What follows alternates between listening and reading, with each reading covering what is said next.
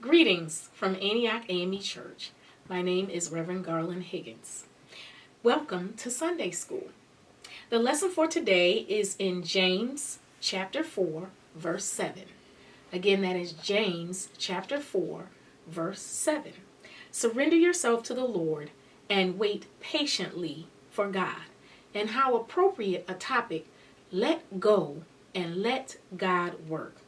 And see, in this text, James spelled out how Christians had been living lives of worldly self-reliance, as many of us do at times.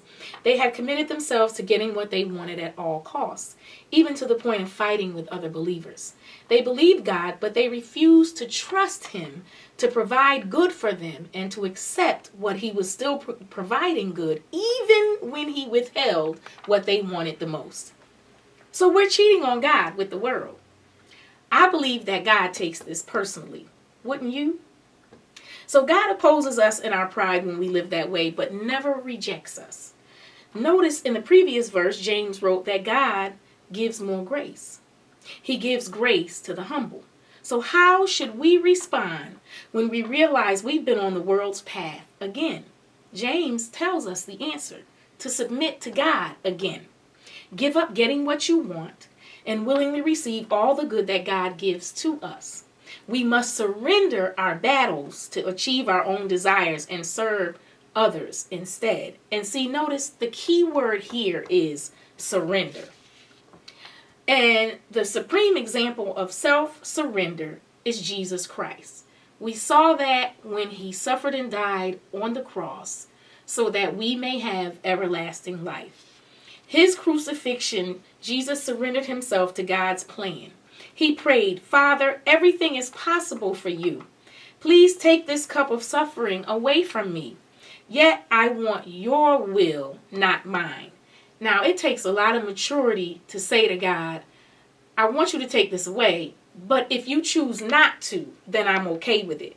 You know, we as Christians, we have a long walk to get to that point where we're accepting God's will and not fighting against it. And that's why it's so important that this key word in the lesson today is surrender. We have to put our hands up and say, "Okay, God, I'm willing to let go and allow you to work." And so what does it mean to surrender? We have to follow God's lead. Even though we don't know where God is taking us, we have to allow God to step in and work everything out on our behalf. And then we have to wait for God's timing. That's the hard part, waiting without really knowing of the exact timing. We have a very difficult time with waiting, and instead we try to tell God when God should act in our timing. But we know that doesn't work as well, and many of us have already experienced that, and we didn't do too well with that. But we can also, while we're surrendering, expect a miracle. Now think about it. During this pandemic, we have seen a lot of miracles. Even though the news has been reporting all of the deaths, there have been thousands of people who have been surviving from this virus. And we think about maybe a family, a friend, or loved one who may have gone into the hospital that was tested positive for the virus, but now they're recovering and they're all celebrating as they're wheeling them out to the car so they can finally go home. They still have to quarantine, but guess what?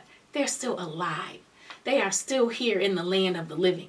We have seen miracles on top of miracles on top of miracles the entire time this pandemic is taking place. Now, we got to wait on God's timing too, because we don't know how long the pandemic is going to last.